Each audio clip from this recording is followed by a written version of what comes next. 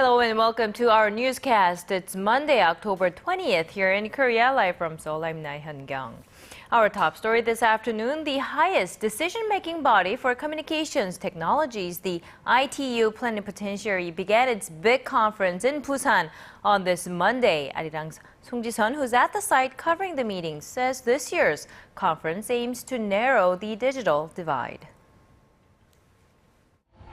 Connect 2020 is the vision for the ITU heading into this year's conference. It's a vision that highlights the role of information and communication technologies as a key enabler for social, economic, and environmentally sustainable growth and development. The ITU is the UN's oldest international organization and started out setting standards for telegraph services. Today, it embraces issues ranging from cybersecurity and climate change to expanding internet access for the less privileged. ICTs are, in short, among the keys to achieving sustainable development. As we shape a new development agenda and strive for a new agreement on climate change, let us continue to work together to harness the power of technology to create an accessible and sustainable future for all. As the host of this year's Plenipotentiary and one of the world's leading ICT countries, Korea hopes to contribute to helping other countries achieve sustainable growth by sharing its experience. We wish to come up with solutions at an ITU level that include everyone, especially by improving infrastructure in developing countries. Above all, it is crucial to share our ICT policy experience for shared growth and mutual understanding. The first plenary session followed on Monday, with Korea chairing the meeting as host. Equal access to the internet and sustainable growth were once again stressed as this year's keywords. To that end, this year's Plenipotentiary will also serve as an open venue to build ties outside scheduled events. From this Monday, bilateral and multilateral talks seeking cooperation in the ICT sector will be held throughout the three-week conference between some 3,000 delegates from the 193 member countries. Song Ji-sun, Arirang News, Busan. And also speaking at the global conference was President Park. She pledged Korea's contributions to providing better ICT access to the marginalized and boosting security against cyber threats. Our Choi Yoo-sun tells us more. In an age of superconnectivity, telecommunications and new ICT-based industries are continuously changing the ways in which we live. Addressing this year's International Telecommunication Union Conference in Korea's southeastern city of Busan, President Park said the rapidly developing environment poses new challenges to the world. The Korean president first referred to a widening information and communications gap between countries and regions, saying only 3 out of 10 people have internet access in the developing world, compared to nearly 8 out of 10 in advanced nations. 앞으로 전기통신과 ICT가 지역과 국가, 성별과 계층을 뛰어넘어 모든 인류의 인권 향상과 복지 증진을 위한 기술이 될 수 있도록 국제사회가 정보통신 격차 해소를 위해 적극 나설 것을 제안합니다. President Park then talked about the need to bolster a response system against cyber threats and relying on new convergence industries to minimize risks from the Internet of Things, linking the security of cyberspace and the real world. The Korean leader used the opportunity to promote her government's efforts to start a creative economy that converges IT with other sectors to innovate, spur growth, and create new jobs. 저는 이러한 초고속 네트워크 기반 위에서 우리 경제의 패러다임을 추격형에서 선도형으로 전환하기 위한 창조 경제 전략을 추진하고 있습니다. Endorsing the ITU vision of ICT growth, inclusiveness, sustainability, and innovation, President Park vowed Korea will do its part by sharing its own know-how with the marginalized in society and developing countries. Choi Yoo-sun, Arirang News.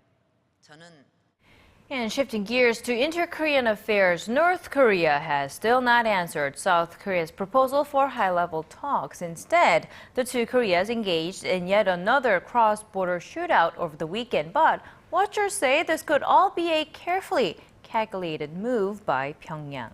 Hwang Sung-hee has the details.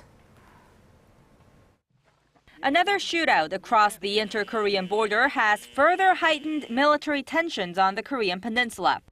On Sunday, the two Koreas traded fire after 10 North Korean soldiers were seen approaching the military demarcation line near the border city of Paju. This comes just 9 days after North Korea fired machine guns at South Korean balloons carrying anti-Pyongyang leaflets. Provocations could be aimed at banning the controversial leaflets or at getting South Korea to be less forceful on the North Korean human rights issue at the United Nations on October 28th. North Korea has yet to respond to South Korea's proposal to hold a second round of high-level talks next Thursday. Experts say the North may be attempting to set the agenda for the planned meeting through the series of shootouts. North Korea seems to be escalating military tensions to protest South Korea's recent countermeasures and to build up a pretext for discussions on the rules of engagement in the West Sea and the DMZ. North Korea is expected to seek discussions on preventing future clashes at the maritime border, ending cross-border slandering, and lifting South Korean sanctions. A key issue for South Korea will be holding reunions for war-separated families. As the two Koreas remain largely divided on what they hope to bring to the negotiating table, making progress in just one round of talks could be a challenge. Hwang Sang-hee, Arirang News. We are seeing some positive developments in the global fight against Ebola in Europe and the U.S., but the threat is still very much present, and to help with the efforts, Korean government officials are discussing how and when to dispatch a medical team to two of the hardest hit countries in West Africa. Our Shin Se-min reports. A meeting of foreign ministry and related government agencies is well underway this Monday to discuss how Korea is going to support global efforts to tackle Ebola. This follows President Park Geun-hye's decision last week to send a medical support team to Sierra Leone and Liberia. An official says the timing of the dispatch and number of workers to be sent will be discussed. Liberian President Ellen Johnson Sirleaf is calling on the international community to help her country in the fight against the disease. She says efforts require a commitment from every nation that has the capacity to help, stressing that Ebola respects no borders. The worldwide death toll has surpassed 4,500, but there have been some positive developments. A Spanish nurse who was the first person to contract Ebola outside of West Africa has now tested negative for the virus. The nurse was known to have contracted Ebola while treating the two infected patients in Madrid. Welcome news in the U.S. as well, as nearly 50 people who had contact with the first Ebola patient in Dallas have almost completed a 3-week watch period with no sign any of them has contracted the virus. Shin Se-min, Arirang News. In other news, China's Communist Party kicks off its 4th plenum under the leadership of Xi Jinping today, and the buzzword is the rule of law. Experts are looking for judicial reforms that will guide Chinese society in the coming years. Our Son Jang-in has more. This is the 4th plenum since Chinese President Xi Jinping took office. Elite members of the Chinese Communist Party begin a 4-day policy-setting meeting in Beijing on Monday, seeking to establish a platform for judicial and other reforms. Unlike previous meetings where the items on the agenda centered on issues related to the country's economy, this will be the first time that the party will focus on the rule of law. This is key to realizing Beijing's goal of promoting the modernization of China's governing system and capabilities. It is also expected to institutionalize Xi Jinping's long drive to tackle corruption by introducing a new anti-corruption office. The fate of former National Security Chief Zhou Yongkang, the first member of the party's Politburo Standing Committee to be detained for corruption, will also be a key development to watch during the meeting. There is speculation the leadership will make an example of him to show its determination to implement the rule of law. All eyes are also on what kind of measures the plenum will come up with to deal with the ongoing unrest in Hong Kong. The protests may be drawn out for a long time and turn more bloody, so the Chinese government needs to figure out some countermeasures. Other items to be discussed during the plenum include economic reforms such as provincial government's debt and rural land trade regulation. Son Jung-in, Arirang News. And as mentioned in Hong Kong, pro-democracy protests calling for free elections are showing few signs of losing momentum as demonstrations enter their 23rd day today. Over the weekend, the standoff between police and protesters turned violent in Mongkok after demonstrators retook parts of the district. Now, police used pepper spray and batons to control the crowds. At least 20 people were reported injured, including police officers. A 23-year-old man was also arrested on Saturday following an online post that encouraged others to join what authorities called an unlawful assembly in Mongkok. Talks between protest leaders and Hong Kong government officials are set to take place on Tuesday.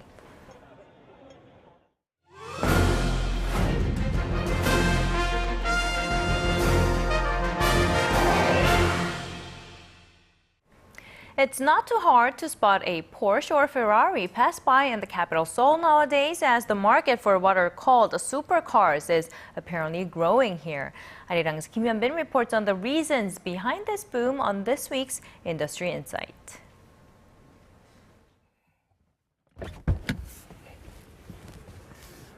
Three seconds is all it takes for a supercar like this to go from 0 to 100 an hour. But it's taken a bit longer for these marvels of engineering to take Korea's ultra-high-end market by storm. They're not something you'll see every day, but these so-called supercars, Lamborghinis, McLarens, and Ferraris, are no longer a rare sight on the streets of Seoul, especially in the capital's flashy Gangnam district. Since super and ultra high-end cars started coming into the Korean market in 1987, more than 1 million have sold here. It took 20 years to sell the first 300,000, but some 600,000 have been sold in the past 7 years. These days, Korean consumers are placing greater emphasis on uniqueness and scarcity when selecting their vehicles.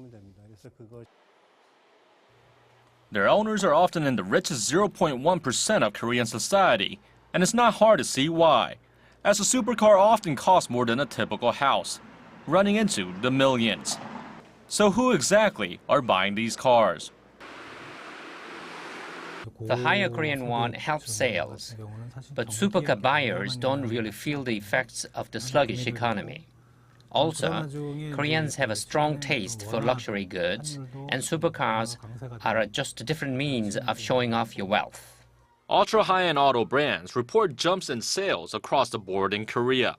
Some talk about a decent 20 to 30% rise, while others, like Maserati, are seeing their sales go through the roof.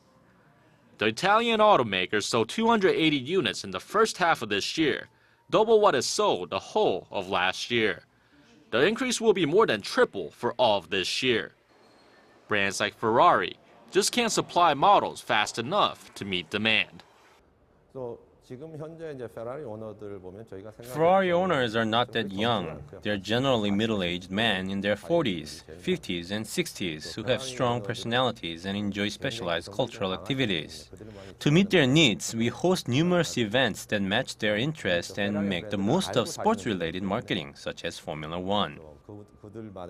Ferrari and Lamborghini will have to stay on their toes, though, as more rivals enter the Korean market. Britain's Aston Martin, famous for its models that have featured in James Bond movies, recently opened a showroom in Seoul. McLaren, whose models are said to be priced at some $500,000, started to take orders last month. With luxury car makers identifying Korea as a key market for growth, many drivers here will increasingly see their cars bypassed by the likes of Lamborghinis and McLarens. Kim Hyun-bin, ARIRANG News.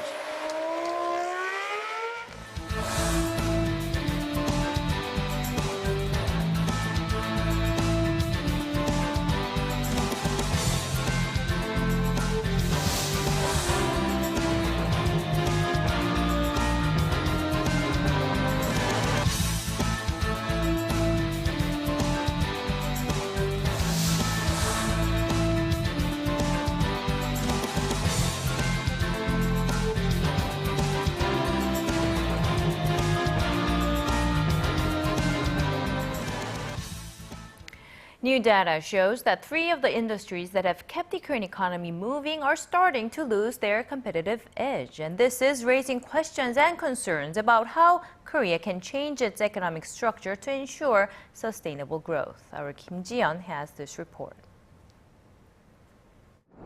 The pillars of the Korean economy includes mobile phones, shipbuilding, and automobiles, but their dominance within the hierarchy appears to be shifting as the rates of increase in sales and operating profits are on a sharp decline.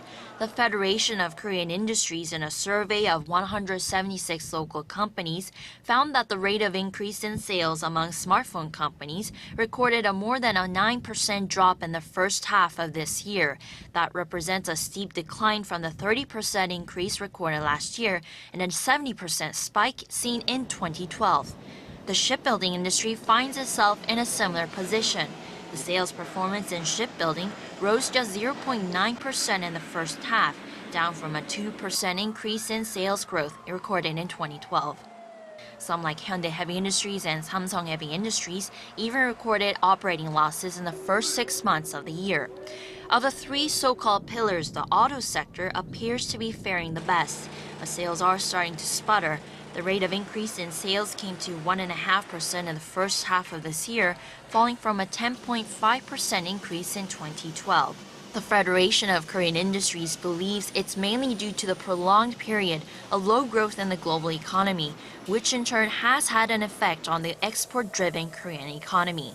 Also, the industries are being affected by the rising price competitiveness of rival companies in Japan and China that have been buoyed by government-led expansionary policies. In response, Vice Chairman of the Federation of Korean Industries, Lee Seung-chul, has called for more deregulatory moves in the industrial sector to improve conditions for local companies. Kim Ji-yeon, Arirang News. And the weakening Japanese yen is a burden to not only Korean exporters but also Korean firms doing business in Japan. Now, this is prompting calls on Seoul to intervene in the exchange market and provide financial support. In a recent survey conducted by the Korea International Trade Association on 56 Korean companies operating in Japan, more than 80% said the weak yen was having a negative effect on their business. Those in manufacturing and trade added these were leading to conflicts with clients over unit prices and a drop in orders. The yen, which was trading at 1,171 in March, recently fell to some 955 won. In line with the government's push to encourage more active foreign investment, Korea's Prime Minister has pledged to improve business conditions so that foreign companies and local firms can grow together. Chung Hong-won's comments came today during a meeting with 26 heads of foreign firms, including Mercedes-Benz and Intel. The Prime Minister said foreign firms are one of the major pillars of the Korean economy as they contribute to 20% of the country's total exports and 6% of the employment. In the year 2012 for Korea was at its record high. All of the day's important events close to home and around the world. Join Laah Hyun-kyung live from Seoul. Shopping market thinks the true meaning of creation shines through. Sighting Spring is the name of the comet that passed by Mars early Monday morning Korea time and was the closest planetary approach by a comet in human history. And experts say it may have provided a chance to unlock some mysteries about the red planet. Our Connie Kim has this story. It's being called a once-in-a-million space event. Hurtling at 56 kilometers per second, the mountain-sized Sighting Spring comet made its closest encounter to Mars at 3:27 a.m. Monday, Korea time. It traveled as close as 140,000 kilometers to the red planet, or just about one-third the distance between the Earth and Moon. To prevent possible damage to its Mars orbiters, NASA moved them to the other side of the planet. It takes a half a millimeter sized particle traveling at 56 kilometers per second to injure one of these spacecraft. But satellites in the area will be studying the comet, including its gas and dust shroud and the material that trails behind it. Using that data, scientists hope to gain a better understanding of Mars, including more about the planet's weather patterns and its atmosphere. And as the icy comet is believed to be the frozen remnants from the formation of the solar system, scientists also hope they'll get a peek 4.5 billion years into the past at the origins of the solar system. It's taken Siding Spring 1 million years to make its way to Mars, truly making this a unique opportunity for science. Connie Kim, Arirang News. On the cultural front, last week we learned about an exhibition featuring restored ancient cultural artifacts, and today our Im Yoon-hee brings us a few more priceless treasures that were recently unveiled by the Academy of Korean Studies. Take a look. A new Joseon Dynasty weapon has been unveiled to the public for the first time. And although Joseon Hwando swords have been seen before, this particular sword wasn't carried by a soldier, but instead a Confucian scholar known as a Sunbi. The sword is the only one of its kind to ever be discovered, and its exquisite craftsmanship places it in the class of priceless cultural artifacts. Even after hundreds of years, the body of the sword is still very much intact, a testament to the quality and handiwork of the piece. Carried around the waist, the sword was used by ancient scholars as a source of protection. Joseon Dynasty scholarly officials excelled at both studying and the martial arts, so they also carried swords. A Joseon Dynasty work of calligraphy in the Gwangchoche form has also been revealed, written by the great-grandson of the legendary calligrapher Hwang Gi-do, also known as Lonely Mountain. Also a calligrapher master, his grandson Iha rewrote an ancient times memorial, the work itself an important cultural find. 3,000 characters is an enormous find, and calligraphy is a big part of Korean culture, so this is a huge contribution. These two priceless artifacts are part of a collection of over 930 works, originally owned by 3 noble families, now donated to the people, to be preserved for the years to come. Im Yoon-hee, Arirang News.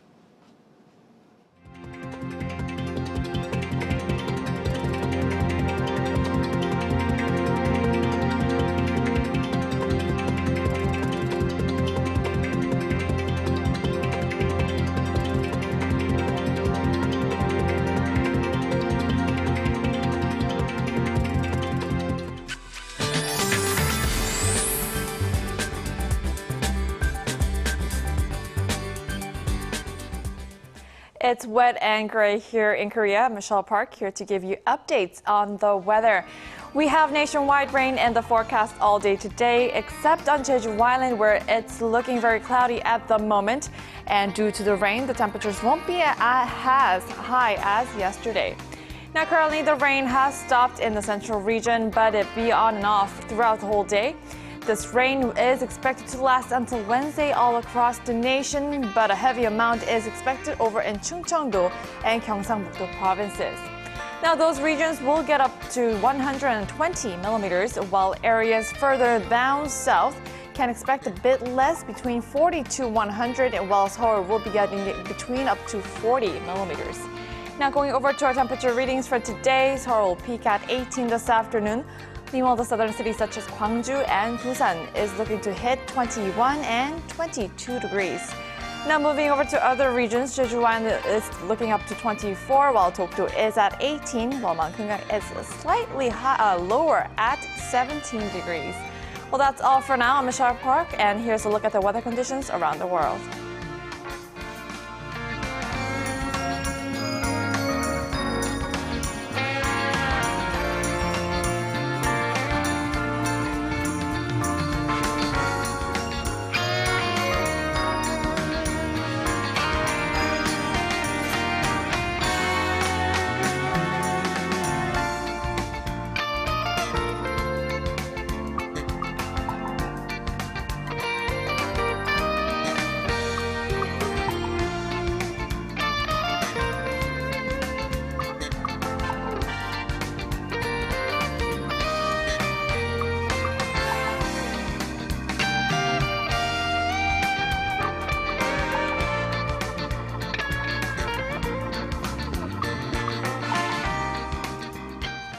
And that's a wrap from us for now. Thank you for watching. We'll be back with more updates at 6 p.m. Korea time.